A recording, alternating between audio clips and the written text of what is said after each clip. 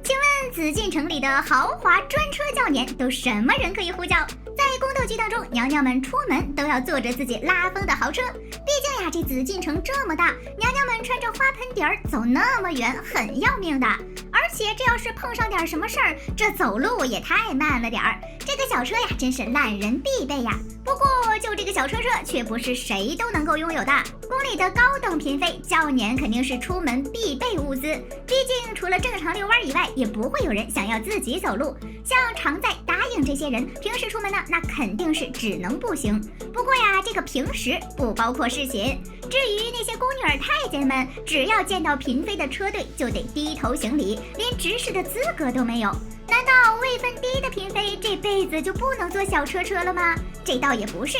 答应常在这些人呢，想在其他时间有专车，那除非皇帝正宠着你，才会赐下轿辇。但你以为这就是永久性物品了吗 ？No， 皇帝赐轿辇呀，属于一次性消耗品，这次做完就不会有下次。毕竟啊，皇帝也不能总给嫔妃赐车，除非这人能在短时间内晋升为高级嫔妃，否则呢，这一时半会儿呀，还不能拥有专车。举个例子，《甄嬛传》前期华妃坐车的时候，前后一大堆人跟着，我们呢暂且把它称为车队。在宫人抬轿子的时候呢，他只需要在兜风的时候摆好 pose 就行。可他在被降位分成为答应之后，吵个架都只能站在别人车前，保持仰望的姿态。这就是紫禁城的规矩了吧？低位分的嫔妃只能仰望别人。还有一个类似的例子，就在于莺儿让梅姐姐为她让路时，她那会儿呢就属于刚受宠，位分还非常的低。之所以呀能坐轿子，不就是因为四大爷看雪天路滑，所以才赏了她一次吗？天寒地滑，皇上怕我摔着，特意赏了一程辇轿。而且呀，他即便是坐了小车，那也和别人不一样。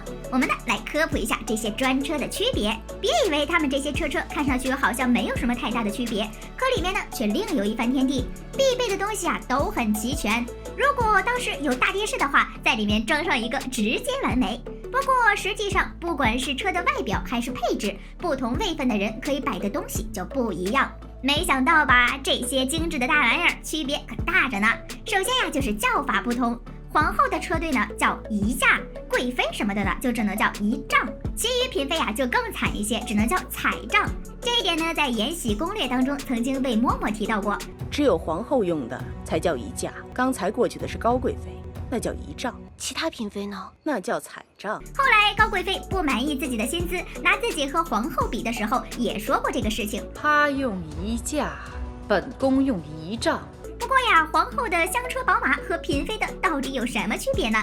皇后乘坐的轿子和其他嫔妃可是不一样的哦。紫禁城的等级观念其实还是比较强的，不管是工资补贴还是吃穿用度，这每个等级之间呀都有不同的规定。既然从头到脚以及吃穿住都有规定，那么这个最重要的行必定也少不了规矩。其实呢，清朝时期的小车们都经历了一个从质朴到奢华的发展过程。像我们之前说过的嫔妃头饰，不也是经历了这样的历程吗？别问为啥会这样，问就是清初的人呢都比较省钱。这清朝花销最大的时候，除了清末就是乾隆时期啦。清朝后宫嫔妃当中最华丽的豪车，还得从乾隆大宝贝的皇后说起。当时的皇后呢，拥有一架改造过的双开门车，这车呀是相当的华丽，顶儿都是双层的，并且呢脚上都有金凤做装饰。车里面呢有一把朱红色的椅子，椅背上还有金凤图案。除此之外呀，还有其他的紫禁城牌皇家装饰品。这家车看着好看，分量呢也让人害怕，它要16个人才能抬得起来，最适合在正式场合展现皇家威仪。不过呀，这还只是一个车，皇后要出门那得有一群跟班。这个的意思可不是说就前后有几个人跟着的事儿，那些跟着的宫人们呢，还要拿着凤盖呀、方伞呐，以及花伞、风伞什么的。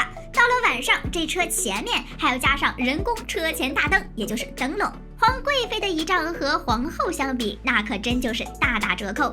首先，风伞这个东西，皇贵妃呢就不能用。颜色上面呢，皇后可以用正黄，但皇贵妃不可以，就更别说其他的装饰品了。它每样呢也就能用1个2个的。贵妃和皇贵妃比起来，那东西就更少了。难怪咱们高贵妃抱怨呢，这仪仗队和她的威风确实有些不太相配呀。虽然这一大群人跟着确实非常的威风，可光听上去就觉得很繁琐。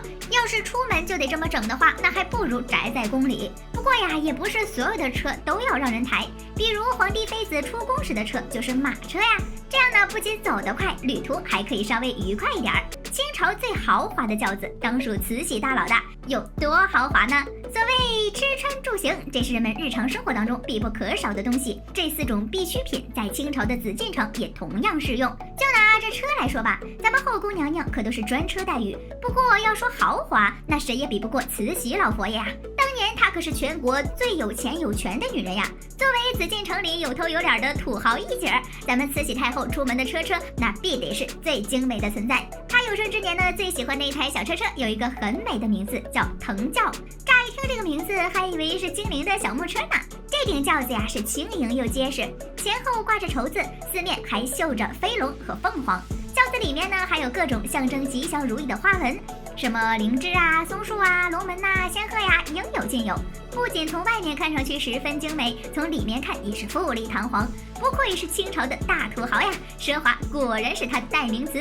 照他的这种制作方法搞下来，恐怕兰博都没有这车贵呀。不过咱有一说一，慈禧老佛爷这顶轻盈的藤轿，应该不只是他喜欢，抬轿子的小太监也会非常喜欢吧？像乾隆时期皇后的车，好看是好看，但是呢也费人。慈禧太后这个虽然上面还是会坐人，但轿子本身就比其他的要轻一些呀。好啦，本期视频就到这里啦，宝宝们不要来点赞评论哦，啾咪。